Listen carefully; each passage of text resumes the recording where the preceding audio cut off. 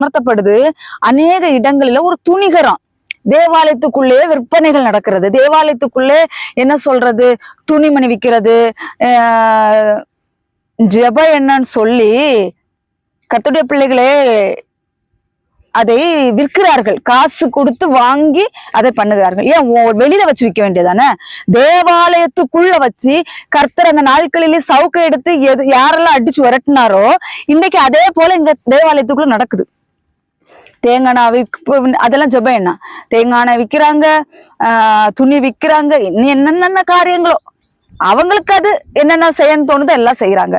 ஏசு போட்டோவை வச்சு தேவாலயத்துக்குள்ள இது நடக்குது. ஏசப்பா போட்டான்னு சொல்லி ஒரு போட்டோயா வரைஞ்சு வச்சுக்கிறாங்க. அந்த போட்டோ ஏசப்பா நினைச்சு அதை விற்கிறாங்க. என்னெல்லாமோ காரியங்கள் நடக்கு. கர்த்தருடைய பிள்ளைகளே, இவர்கள் எல்லாம் ஒரு நாள் சவுக்கை உண்டு பண்ணி தேவன் அடித்து விரட்ட போகிறார் என்று வேதவசனம் சொல்லுகிறது.